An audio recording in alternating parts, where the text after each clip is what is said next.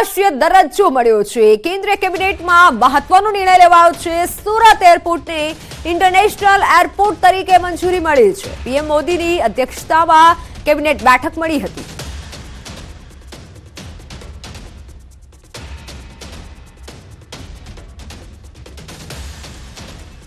रही है सूरतना नाम में नवा कही शकाय कि जे पाखो उमेराई है जेने लईने सूरत ने 4 चांद मळवा जई रह्या छे। एक तो डायमंड उद्योग ने मळी रह्युं छे हीराबूस, साथे साथे गई काले मोडी सांजे सूरतना एरपोर्ट ने इंटरनेशनल एरपोर्टनो दरज्जो आपवामां आव्यो छे। आपणी साथे घणा बधा उद्योगकारो छे, आपणे सीधा एमनी साथे वात करीशुं।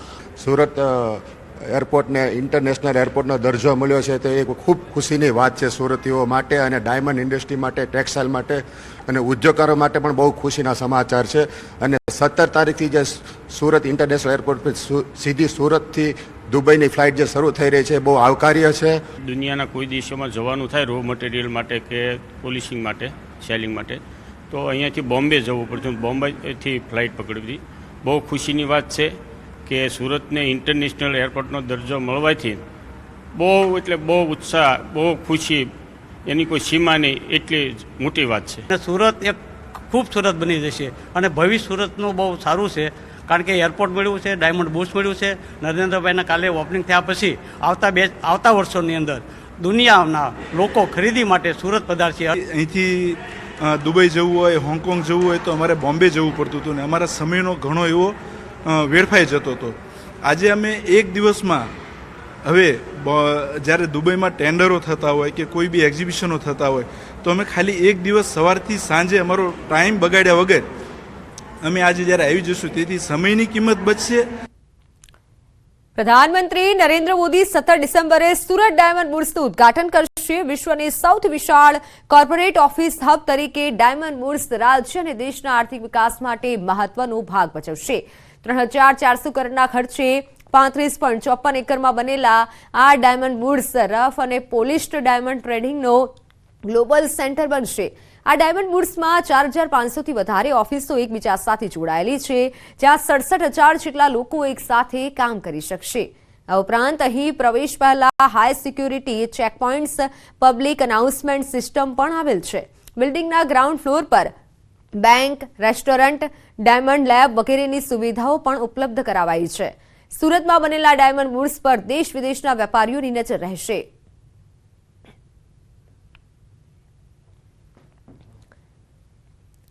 તો સુરતમાં હીરા બુર્સની પ્રતિકૃતિ બનાવાઈ છે। ફ્લોરા જ્વેલર્સે હીરા, સોના અને ચાંદીની પ્રતિકૃતિ 2 કિલોની બનાવી છે। સુરત બુર્સની પ્રતિકૃતિ તૈયાર કરી છે।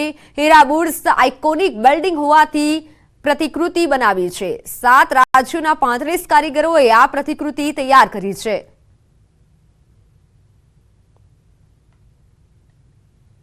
डायमंड सिटी तरीके ओळखाता सूरतनी सूरत आवतीकालथी बदलाववानी छे, कारण के आवतीकाले देशना वडाप्रधान सूरतना डायमंड उद्योगने वेग मळे एवा हीरा बूसનું વેપાર માટે ખુલ્લો મૂકવાના છે। ત્યારે 10માંથી 8 હીરા જ્યારે સુરતમાં બનતા હોય છે ત્યારે હીરાથી તૈયાર થયેલું હીરા બૂસ જેમ એન્ડ જ્વેલરી એક્ઝિબિશનમાં આકર્ષણનું કેન્દ્ર બન્યું છે। દ્રશ્ય સીધા જોઈ શકાય છે કે ડાયમંડ બૂસનું આબેહૂબ કૃતિ બનાવવામાં આવી છે તે સોનાની અને ડાયમંડ દ્વારા તૈયાર કરવામાં આવી છે। જો કે ડાયમંડનું ઉદ્યોગ માટેનું સૌથી મોટું હબ ગણાતું હીરાબૂસ આવતીકાલે દેશના વડાપ્રધાન ખુલ્લું મૂકવાના છે, ત્યારે આજના એક્ઝિબિશનમાં આ હીરાબૂસ આકર્ષણનું કેન્દ્ર બન્યું છે। બનાવનાર વ્યક્તિ આપણી સાથે જ, આપણે સીધા એમની સાથે વાત કરીશું। આપનું નામ અને શું કહેશો અને લઈને?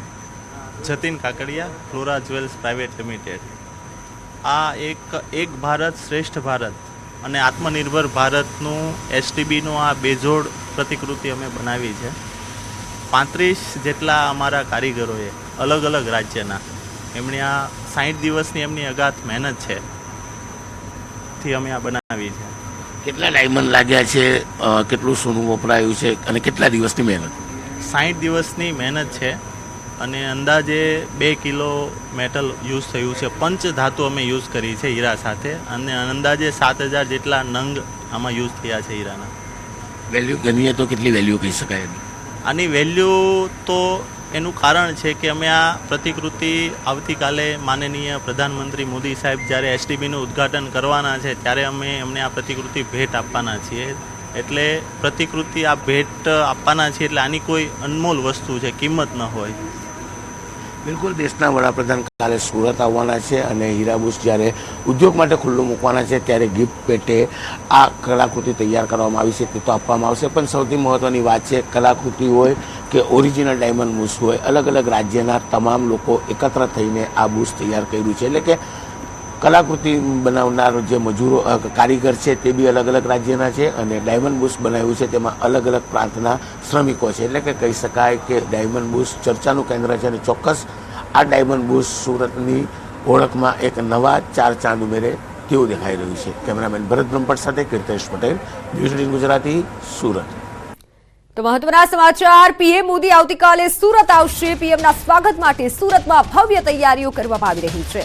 પ્રદેશ ભાજપ પીએમનું ભવ્ય સ્વાગત કરશે. વિવિધ 6 પોઈન્ટ ઉપર પીએમનું સ્વાગત કરવામાં આવશે. ભાજપના 5 કાર્યકરો સ્વાગત કરશે. ધારાસભ્યોને પ્રધાનમંત્રીના સ્વાગત માટે જવાબદારી સોંપવામાં આવી છે. ઓએનજીસી બ્રિજ પાસે, ઓપી ફાર્મની સામે મનભરી ફાર્મ પાસે સ્વાગત કરવામાં આવશે. રોડ મટીરીયલ ડેપો પાસે, Dalmia farm, CB Patel cricket stadium પાસે સ્વાગત કરાશે. ભાજપના કાર્યકરો ઉપરાંત મોટી સંખ્યામાં રત્ન કલાકારો પણ પ્રધાનમંત્રીને આવકારશે. રત્ન કલાકારો આવકાર બાદ કાર્યક્રમમાં જોડાશે.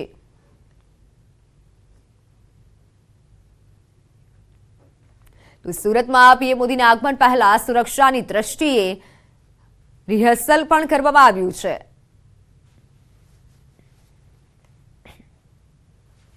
વડાપ્રધાન નરેન્દ્ર મોદી આવતીકાલે સુરતના મહેમાન બનવા જઈ રહ્યા છે.